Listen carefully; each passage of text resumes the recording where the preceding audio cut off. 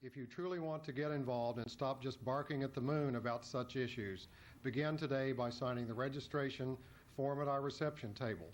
For those watching on television, get your pencil ready and write down our contact information in the end of the credit roll. We are here. I would now introduce my close friend and mentor, Folly Hoffer, Kokua Council Legislative Chair, and by the way, the first dues-paying member of Advocates for Consumer Rights. Folly will present the lei to Mr. Nader.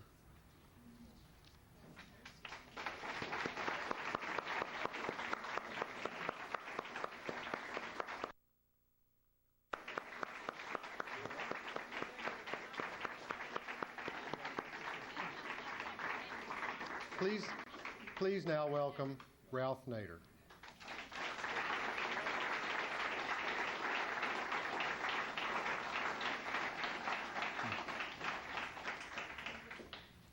Thank you very much, Scott, and thank you all for waiting. We got detoured a little bit, and it's nice you have the patience to wait, but things are a bit slower here in Hawaii, aren't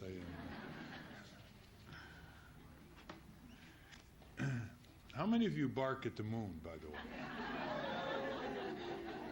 That's another way of saying, how many of you have not been involved in your life in any civic cause? Have not? Well, see, we can save a lot of time here. We don't have to deal with all the predicates.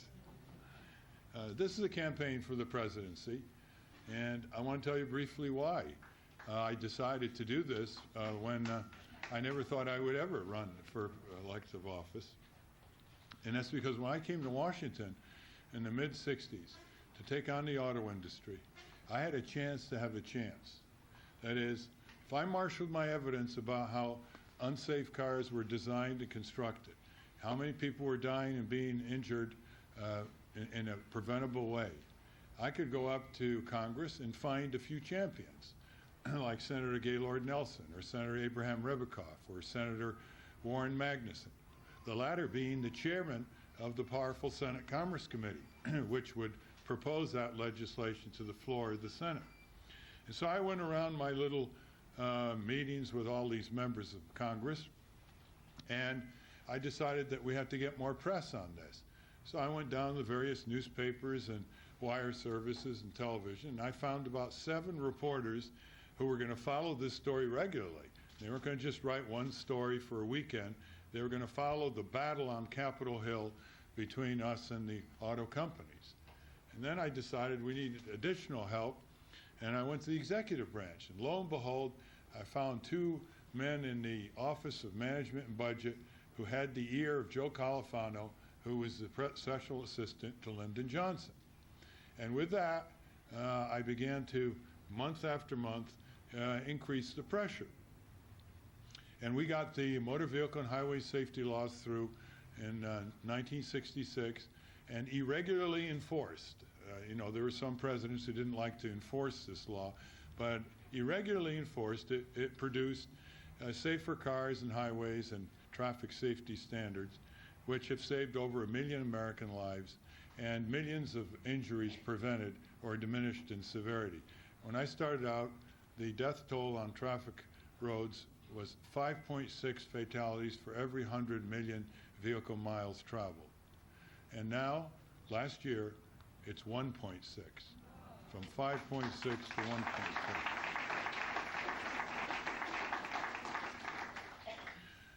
Now let's move to year 2000. I couldn't do that today. Today, if I started doing that in Washington, I couldn't find the senators, I couldn't find the representatives. I couldn't even get the bill introduced because although I might find a few members of Congress who were sympathetic with my cause, they would say, don't worry, Ralph, I would introduce it, but it's a waste of time. It's going nowhere.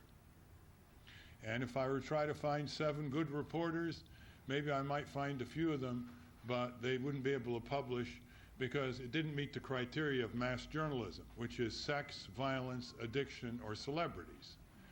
See, it didn't mean any of it because it wasn't considered violence, you see. Death on a highway was an accident. It wasn't considered violence. Going through windshields because of lack of safety belts or having your skull split open because of cookie cutter dash panels, that wasn't considered violence. being impaled fatally by a rearward displacing steering column, that wasn't considered violence. The fact that all of these features were developed before World War I and put on the shelf in Detroit by auto company executives who were about as callous as they come, that wasn't considered criminal negligence. Well, you want me to tell you how many similar things that we got done years ago that we can't get done today? There are 1,000 or more citizen groups in Washington representing a lot of causes that you've been connected with. And they can't get anything done anymore because the two parties have closed in on one another. They're now one corporate party with two heads wearing different makeup, and they're indentured to the hilt to big business and big business money. There were 400 political action committees in 1974. There are now 9,000. And they all come with their little message. That is, if the auto dealers have their PACs, then the legislators know what the auto dealers want. And if the petrochemical industry has their PACs, then it's quite clear when they take money what the quid pro quo is. Now, one thing we've learned in history is if the economic interests are given too much power, the society gets into deep trouble for the masses of the people. The major religions taught us this. They warned about giving excessive power to the economic interests, the commercial interests. You remember from your biblical readings, mammon in the Bible, but whether it's Oriental religions or Middle East-based religions or whatever, they all came to the same conclusion. Do you think it was revealed truth, or is it just everyday experience? I suggest the latter, because the commercial interest is extremely motivated. It's extremely monistic. It's driven by a monetized mind. It knows what it wants, and it knows what it has to sweep out of the way to get it. It wants profit. In this country, it wants stock options, it wants bonuses, it wants all the things that are uniquely measured by this phrase, profit maximization. And if anything gets in the way, you either buy it, co-opt it, undermine it, corrupt it, or destroy it. If it's Congress, you buy it or rent it. They're getting more versatile these days. If it's the media, you buy it. 6 major media conglomerates now control the bulk of newspaper and magazine circulation and the bulk of the audiences. Time Warner and another company control almost 40% of all cable households. Now, you know how reasonable Oceanic's rates are here in the state of Hawaii, don't you? Well, just wait and see how much further they go. And just wait and see what happens, because you don't have a cable viewers citizen action group with full-time staff to go down to that public hearing this Wednesday when the state authorities are going to listen to why they should or shouldn't approve the Time Warner AOL merger, or what conditions they're going to exact in terms of restraint on rates or services or programming. And it'll be, all the industry will be there, and their lawyers will be there, and maybe 1 or 2 people will be there. Maybe Scott will be there, right? Scott will be there. But very few. Now, that's what happens when you have such an imbalance of power. When the commercial instinct gets its way, it tramples a lot of very important conditions and values in our country. Look how many people died in our country because the automobile industry decided to place stylistic pornography over engineering integrity, while their own engineers and scientists knew how to build tremendously safe and crash protective cars. Look how many women were mutilated by the Dalcon Shield, hundreds of thousands of them here and abroad, because A.H. Robbins Corporation in Richmond, Virginia, covered up after they knew the damage, and their insurance company, Aetna, knew about it and still covered up before the exposés occurred and they had to stop producing this medical device. Look how many coal miners have had to sacrifice their lives on the altar of King Coal and its corporate profits. Between 1890 and the year 2000, more coal miners have lost their lives due to black lung disease, that's the coal dust choking their lungs, and accidents in the coal mines. More coal miners have lost their lives than all the Americans killed in World War II. That's just one industry over a little over a century. 400,000 plus coal miners sacrificed themselves, largely due to the callousness and the cover-up of the coal industry, which until the late 60s when we had them on the wall and exposed them, they were trying to say to all the lawmakers and the coal miners, there's no such thing as coal miners' pneumoconiosis, that it was just asthma, it was just smoking. And we tell them, look, the British government documented this through their health service in the late 1930s and made it a workers' compensable disease. Is there really something different? It's different between British lungs and American lungs? You still think it's just asthma?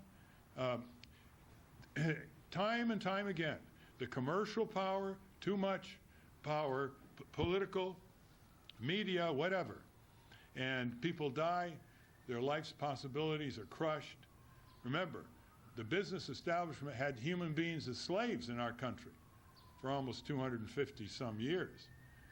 Today, our corporations are cutting contracts with local companies in Indonesia, Bangladesh, India, China, where almost slave labor occurs, child labor, 7, 8, 9, 10-year-olds in brutalized factory conditions in the millions. Just the other day, during the China debate, there's a report that came out of the National Labor Committee. A man who got into China went into these factories that are producing timberland, shoes, and materials for Walmart stores. And these people, some of them 14-year-old girls, start work at 7:30 a.m. and they finish at 11 p.m. And they get 1 day off a month, and they get 22 cents an hour. And if they make a mistake, they're docked for 10 hours, just like that. And that's what our corporations are willing to do indirectly. They don't want to do it directly, get their hands dirty, they might have a PR problem. So it continues. General Motors and DuPont connected with Nazi Germany before and after hostilities occurred in World War II. 70 years ago, the lead industry had too much power.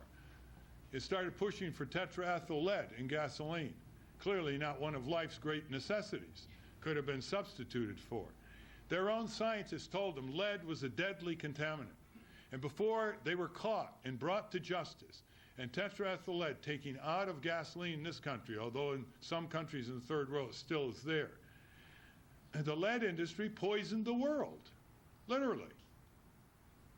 Even today, there is serious brain damage and other organ damage from lead coming out of the combustion of gasoline all over the third world. In our country, 200,000 kids, little kids, minorities, are being poisoned every year by lead-based paint peeling off crumbling apartment walls. We've known about it. The press has reported about it for decades. Nothing happens. Why not?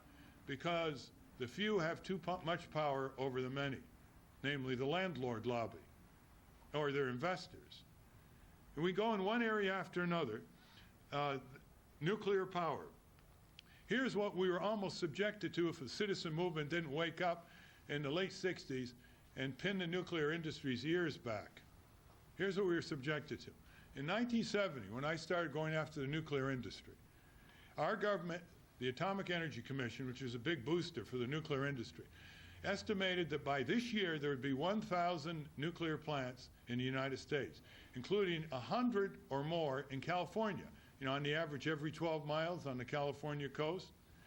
Well, fortunately, there's only 128 plants, and they're starting to be shut down, although they don't know what to do with the deadly radioactive contamination or the deadly radioactive waste yet.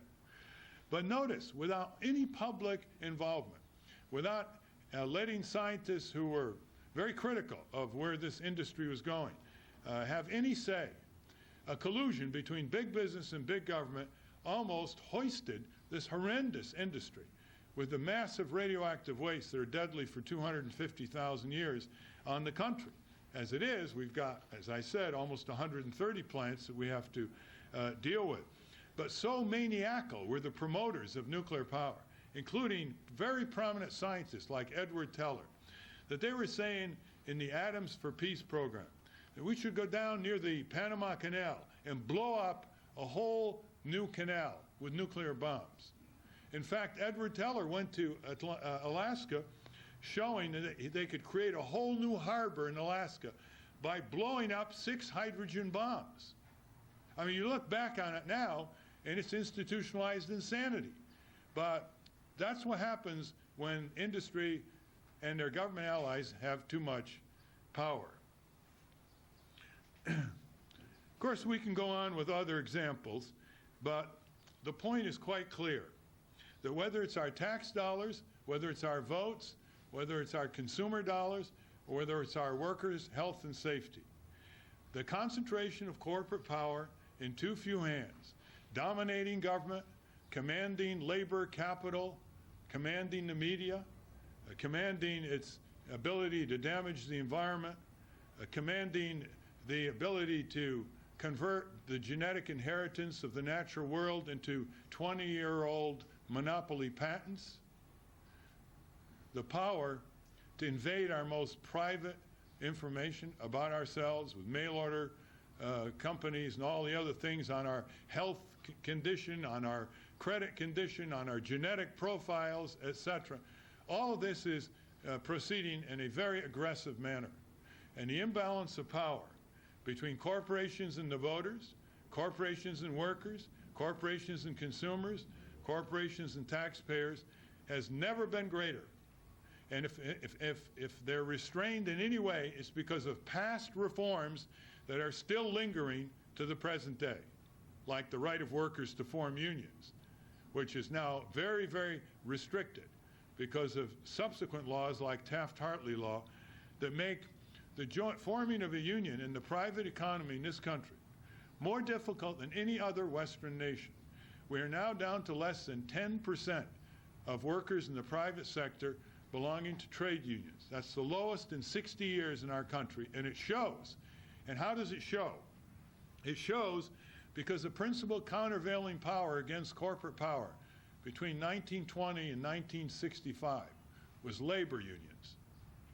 And when they're weak in number, and some of them weakened themselves with corruption at the top, when they're weak, corporations become more bold, more powerful, more aggressive, more contemptuous of the rights of workers, whether it's pensions or their health and safety or their wages.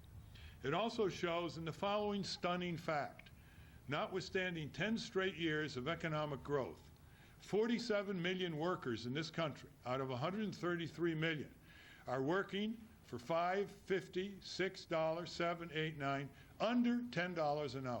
That's not a livable wage.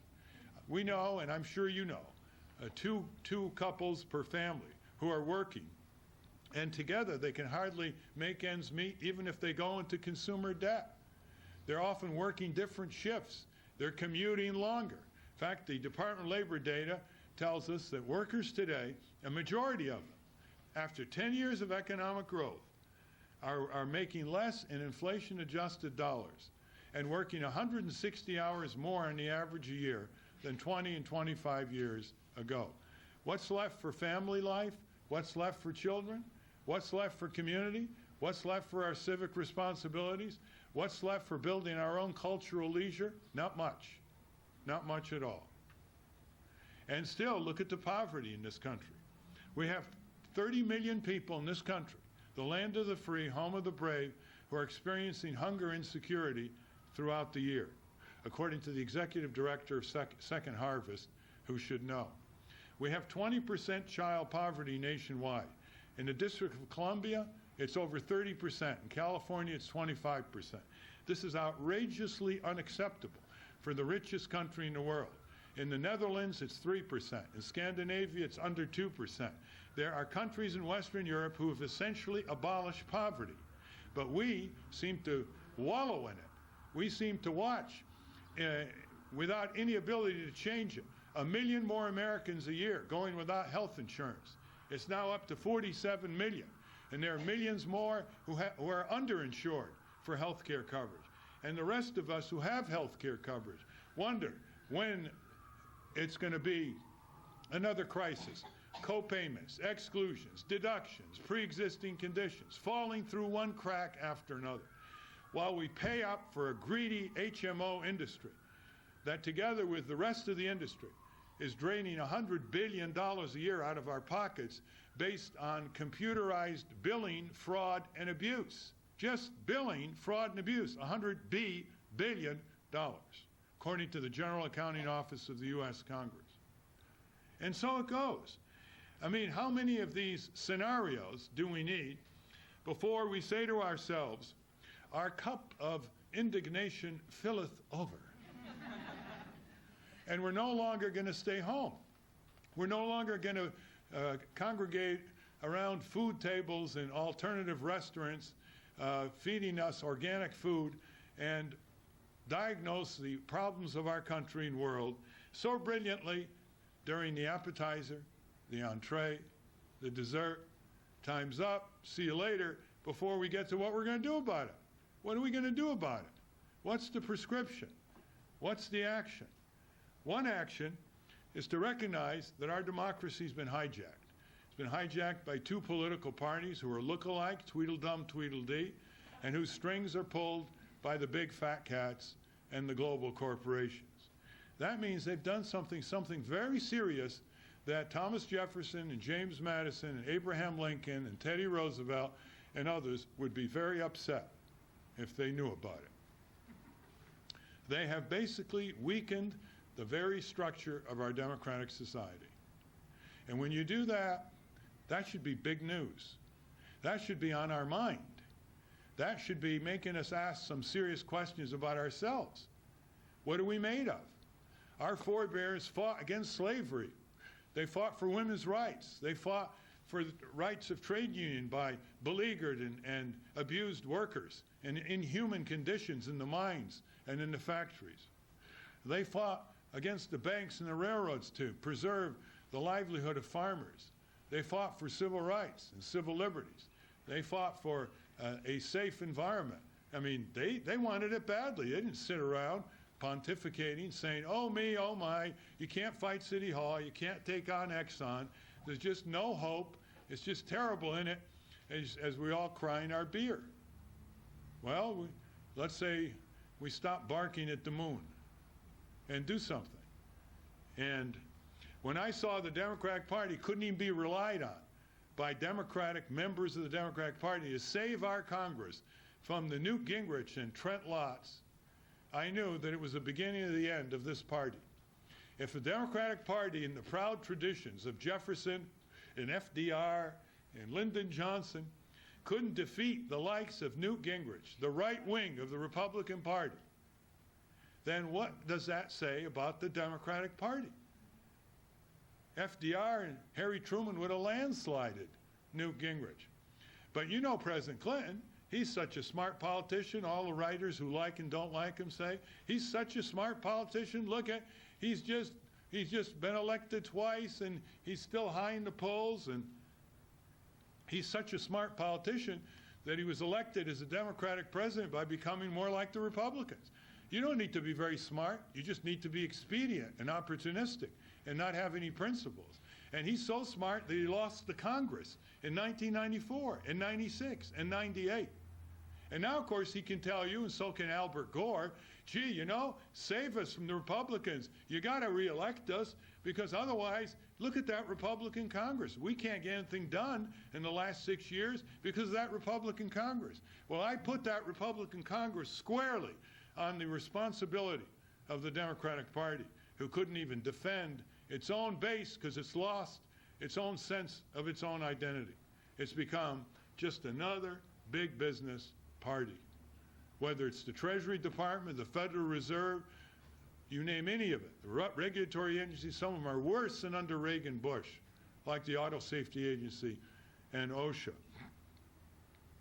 Let me suggest a course of action. Why not start and expand a new political party? The Green Party is a new party. You can join it. You can start from scratch virtually. It doesn't have any baggage. You can run for local and state election. It happens to have a very broad and deep agenda. It's not just environment, important as that is, but it wants public financing of public campaigns and pushing it right to the level of Buckley versus Vallejo, and then maybe trying to overturn that Supreme Court decision. It's pushing for universal health care coverage that's accessible and of quality status, not just paying for it. We don't want all these deaths and injuries that come from low-quality medicine.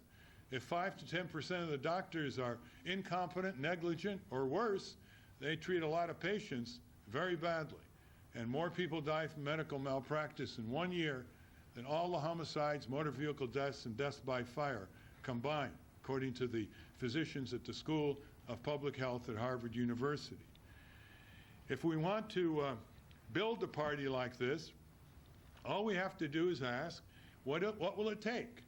And my best guess, just for round figures, is 1 million Americans deciding to build a progressive political party, pledging 100 hours a year of volunteer time and raising $100. And that's no big deal when you think of the future of the country and the world that is at stake.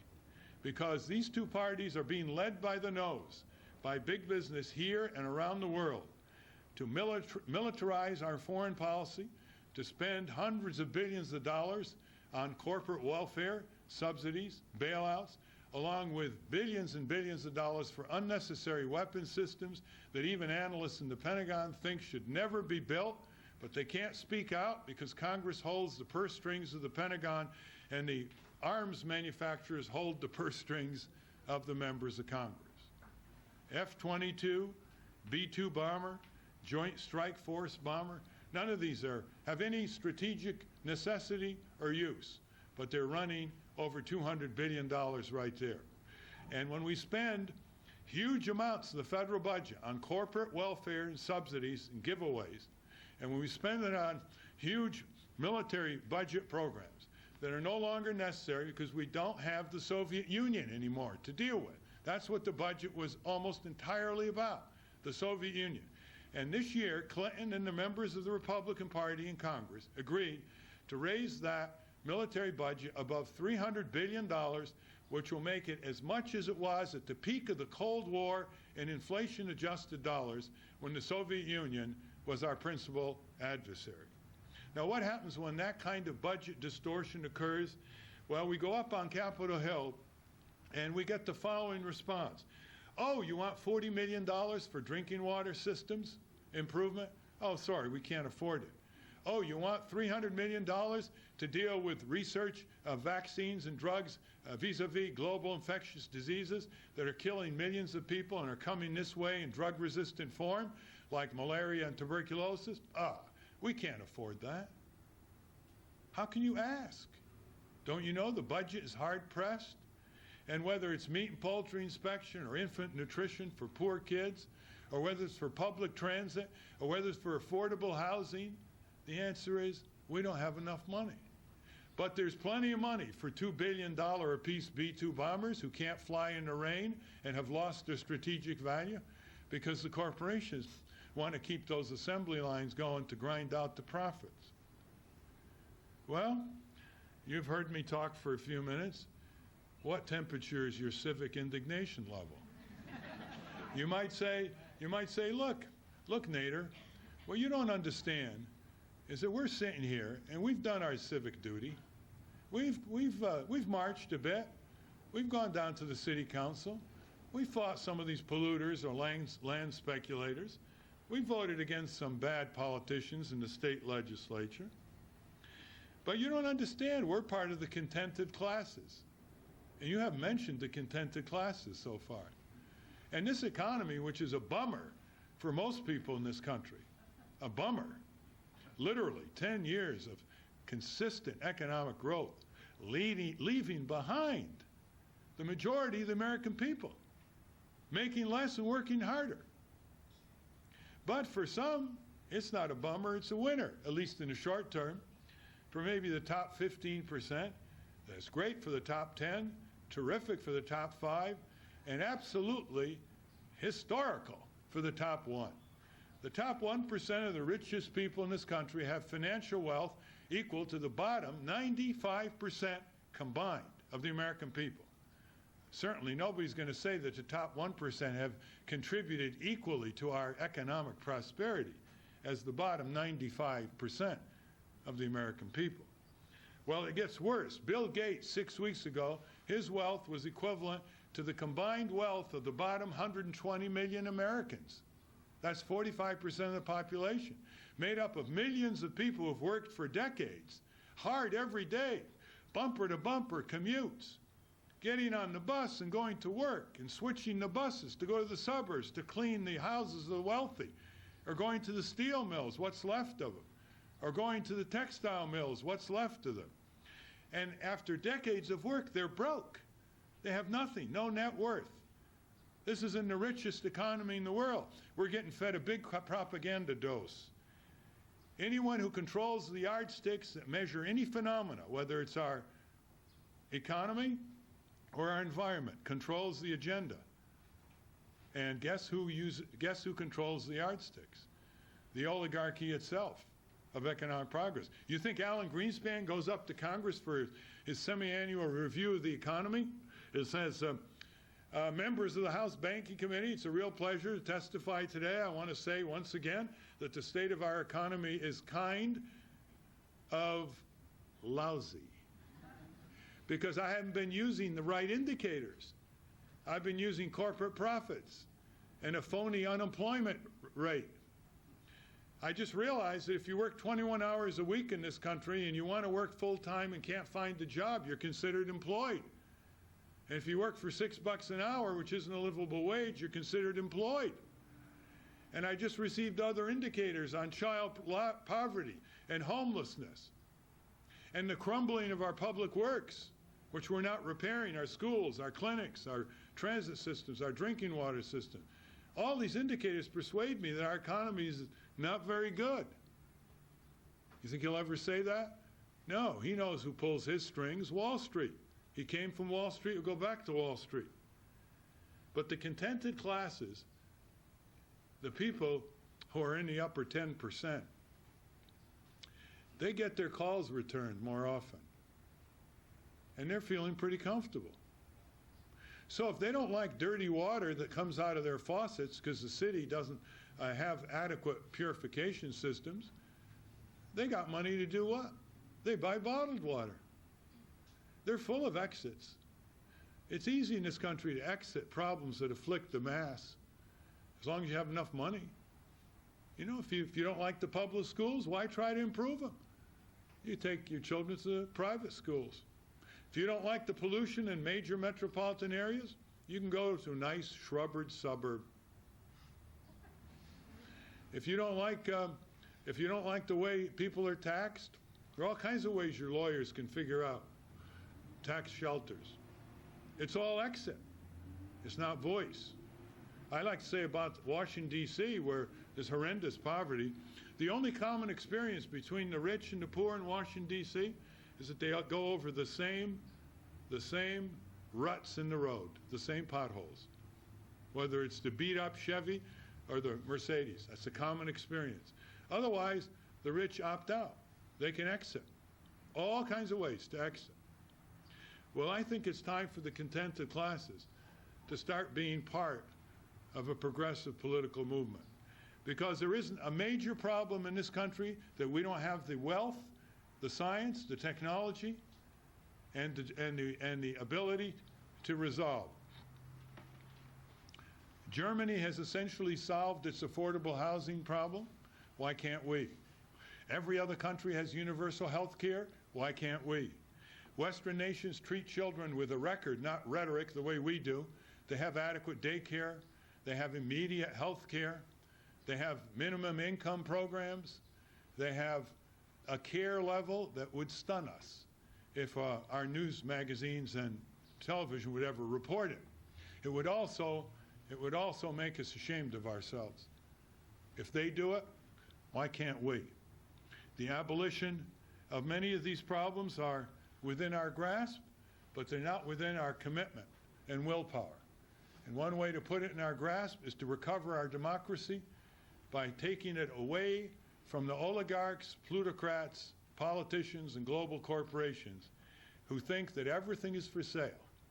Our human genes are for sale, and our schools and universities are for sale, and our environment is for sale, and our precious land preservation's for sale, our democracy's for sale, and our government's for sale, and our privacies are for sale. Everything's for sale. A society that allows that to happen is in trouble, because there's got to be certain things that are not for sale, because there are other value systems than the commercial profit-seeking one that are far more important for a civilized society to hand to its children and to its grandchildren.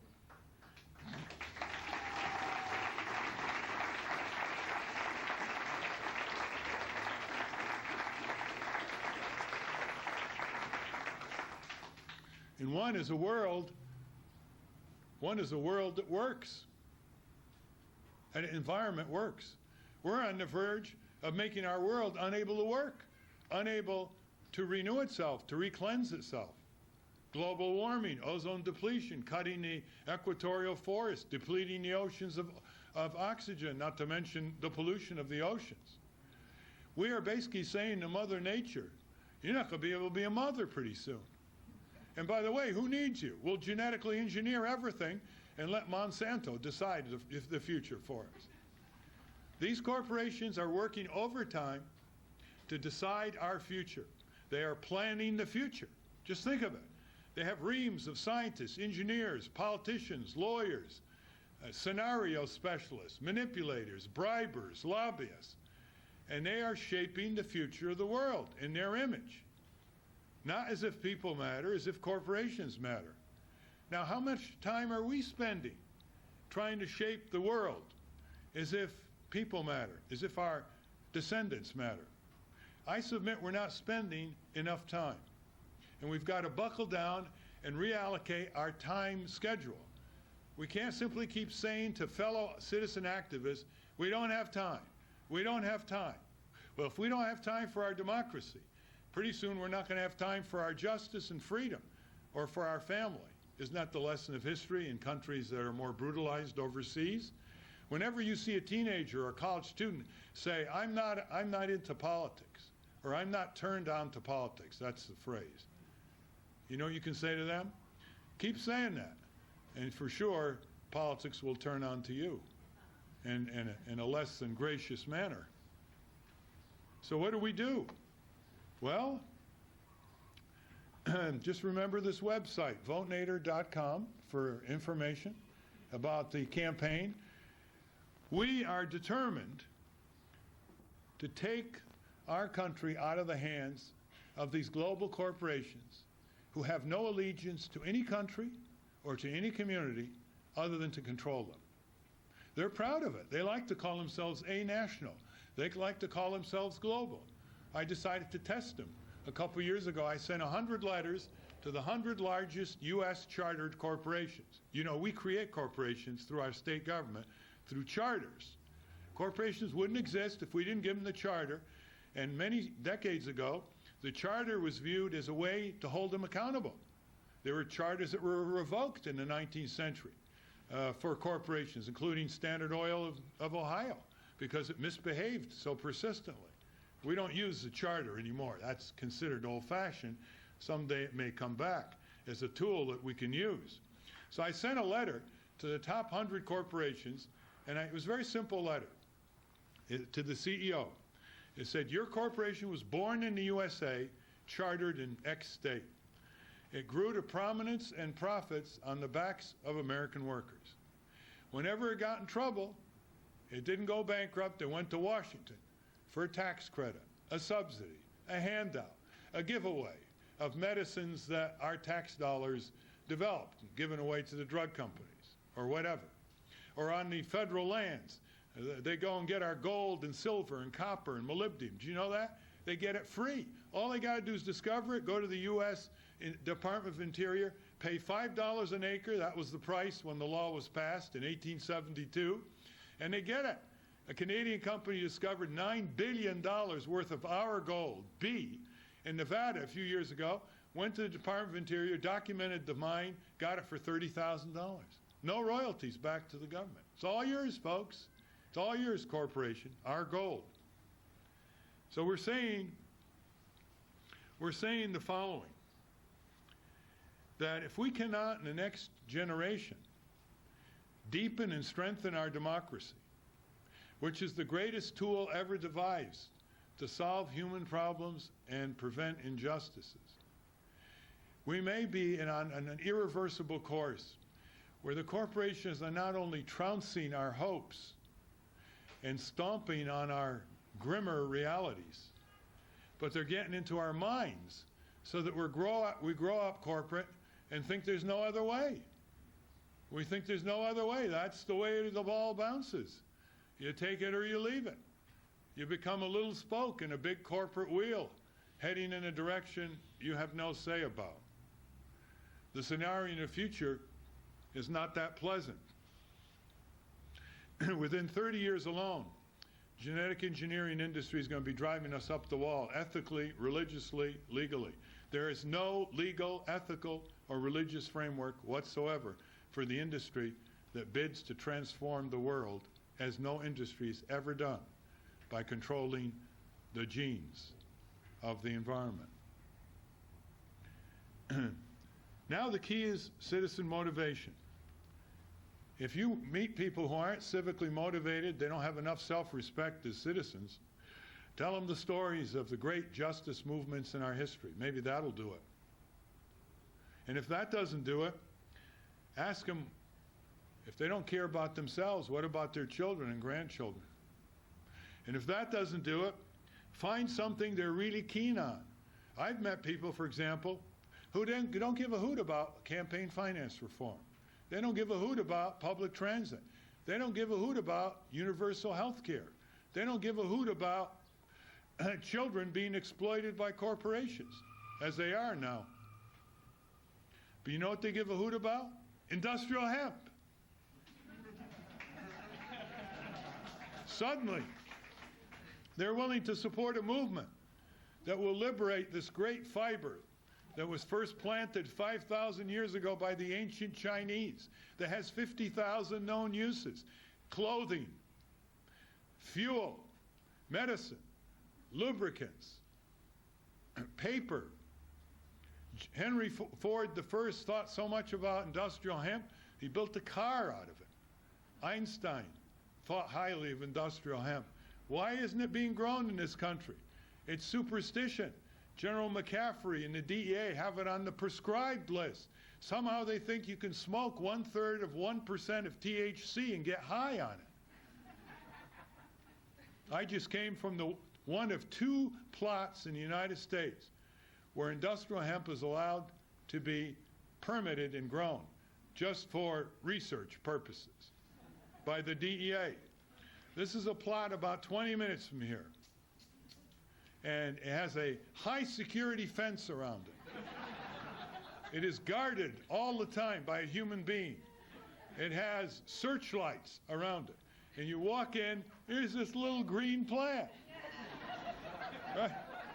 It's grown in China and exported here. It's grown in Romania, Hungary, France, Canada, and is exported here. You've probably worn clothes if you buy anything from Patagonia or some other companies. They use industrial hemp from China. Can't be grown here. Wow. Why? If you get into this issue of industrial hemp, you will be able to undergo a 14th century experience. It's called superstition. It's called myopia. It's called whatever. Now, in the early days of the 1930s, when the Marijuana Act was passed and stained this industrial hemp fiber for some reason, unbeknownst to rational human beings, the paper industry didn't like industrial hemp because it competes with it. Far better quality paper comes from industrial hemp than cutting down trees. But now the paper industry apparently is running out of trees, so therefore industrial hemp being legalized in this country. So there isn't any real opposition except General McCaffrey and some brooding omnipresence surrounding the DEA that people will find a way, some way, to grow industrial hemp and get high on it. Of course, there's probably a prize off. You know anybody can get high in industrial hemp? Quick, their name. We'll send the person to the American Museum of Natural History. At any rate, farmers want it. The Farm Bureau wants it. State Department of Agriculture commissioners want it. 10 legislatures have passed resolutions saying give the permits to the farmers. And it's still not the case. Now, industrial hemp is part of a bigger movement that started in the 1920s. Guess with who? Thomas Edison, Henry Ford, the dean of MIT, the dean of Harvard. Here was their vision. We will produce products from our factories based from more raw materials from our farms instead of from our mines. And they said, this is more important because it's a renewable resource and it isn't a polluter the way minerals are. It's a way of saying whatever we can produce for the marketplace. From hydrocarbons, we can produce some carbohydrates. And they said, this is great. And then they went head on to the growing petrochemical synthetic fuel, synthetic fiber industry, DuPont, Union Carbide, etc. And they basically blocked it, tainted it, and here we are some 65 years later, and it's still on the prescribed list of the DEA as a narcotic. That's why I say you will engage in a 14th century experience. Excuse me, I think they grew it in the 14th century. I'm sorry. Now, I'm just giving this as an example because Hawaii has a plot here. It's exactly this size. This size. The one thing I didn't see were guard dogs. Right? And the only organisms allowed to enter that without a declared permit to open the gates are birds. We're having a field day. They come in, get the seats. See? Well, there is a cause for everyone, isn't there? There are causes in such great number that we can work on the cause of our choice. But if we don't have the tools of power, we can have the best cause in the world, we have no tools. We can want to build a house, we can have lumber and plumbing and electric wires. If we don't have hammers, saws, and nails, no house. And that's what this progressive movement is about, is to give you the tools as voters by getting rid of campaign corrupt money in campaigns so your vote counts instead of nullified by money in political campaigns. You want to show ways that you can band together on the state and federal level as consumers vis-a-vis banks, insurance companies, cable companies. You can band together to make sure your tax dollars are properly spent.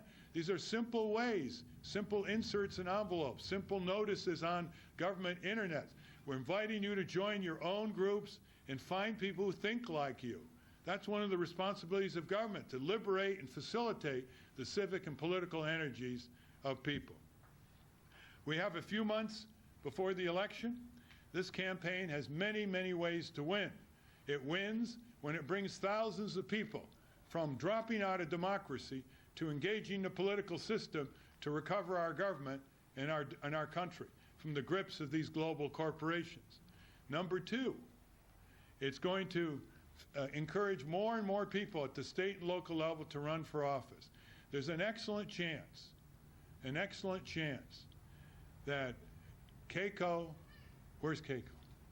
Here she is. You want to stand up, Keiko? Next. Okay.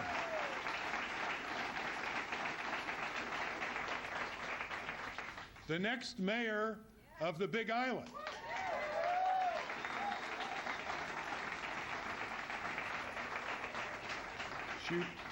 She was already elected a few years ago to the city council, right?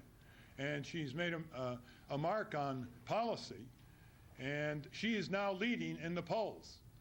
And they're going to try to, so this campaign will win by helping millions of Americans to recover their nerve that they can take back control of their country. People, whatever they label themselves, conservative, liberal, moderates, whatever, they all have one thing in common. They feel they're losing fast any control over anything that matters to them. Anything that matters, not to mention their own government, not to mention their own schools or their own neighborhood. There's just a feeling of being overwhelmed. And this campaign is going to reach out and get every possible vote.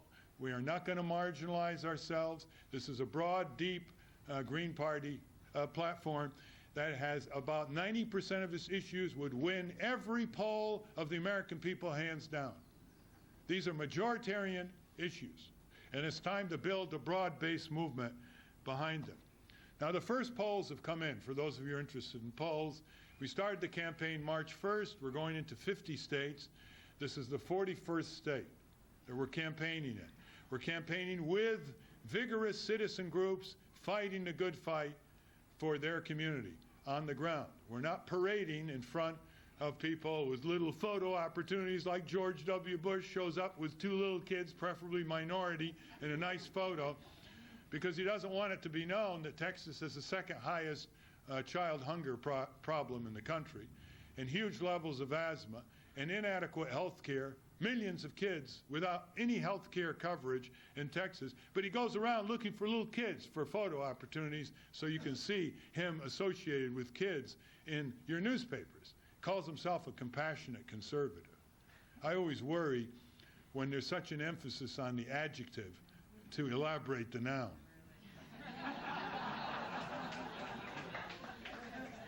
If he's a compassionate conservative, what does that leave conservatives, right? The polls have come in, early polls. I'm at 9% in California, 7% in Oregon, 6% nationwide.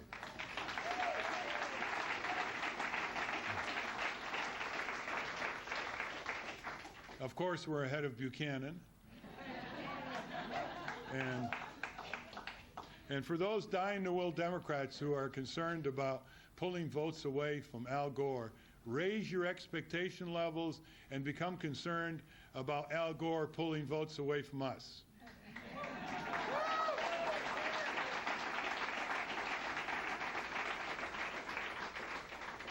If the two-party collusive system does not allow small political starts to have a chance, it can never regenerate American politics. Politics is like nature. Without seeds, no regeneration. And businesses cannot regenerate themselves without letting small businesses and entrepreneurs have a chance. But somehow the two parties have had a 180-year record of trying to crush third parties with huge ballot access obstacles and other laws that are extremely restrictive, and other powers like keeping us off the presidential debates because they own the Presidential Debate Commission. It's a creation, a private entity created by the Republican Democratic parties, funded since it was created in about 1990, replacing the League of Women Voters debates, remember. They didn't like the way the League was running it. So they funded it with beer money, whiskey money, tobacco money, and auto money for starters. So think of the beyond satire prospect that one presidential debate is going to be held in St. Louis, Missouri in October between the drab and the dreary, Gore and Bush, and it's being funded by 630,000 proud Anheuser-Busch dollars, according to their press release. This is where we end up in the United States, where our presidential debates are funded by a beer company, and they restrict who gets on the debates. Well, I hope by now your indignation level is getting near those fans there. And we can look forward to a new day because it's our day. We can look forward to new hopes because it's going to be our hopes. It's not going to be some orator saying, keep hope alive, right? It's going to be our hopes. That's the only hopes that really make a difference. It's going to be our reins on our country's future. It's going to be the supremacy of the people over the supremacy of giant business. It's going to be the reign of the citizenry running this country. And all we have to do to make it happen is to want to make it happen, to really want it as badly as our forebears who fought the fight against slavery, or fought the fight for decent working conditions, or fought the fight for women's right to vote, etc. We got to want it. We got to be able to say, I'm going to do my part, and then I'm going to find others, and I'm going to persuade them to do their part. And in so doing, I'm going to find a lot of others who are already doing their part who I never met. As Professor Larry Goodwin of Duke University put it some years ago, he said there are 20 million progressives in this country, except they don't know one another. They don't know one another. And what a political party can do, fresh out of the starting box, is to get them to know one another. And I'll leave you with this final note. We want you to volunteer. We want to show that volunteer time can counteract big money in politics. So we're having time raisers as well as fundraisers. Time raisers. I want you to give us your skills, your ideas, your suggestions, your leads. We want to focus on local issues as well as national issues in this campaign. And those of you who can contribute, we'd love your contributions. We are taking no money from PACs, no money, soft money, only individual money. The first $250 out of any contribution is doubled by federal matching funds. And for those of you who know people who are capable of such ceilings, no one can give more than $2,000 to a presidential candidate, $1,000 in the primary, $1,000 in the general. It could be sent all at once, and then it's a portion. But that's the only source of our funds comes from people who want to support a new progressive movement in this country. Thank you very much.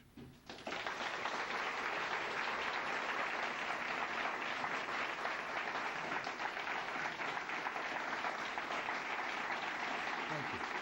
Thank you. Thank you very much.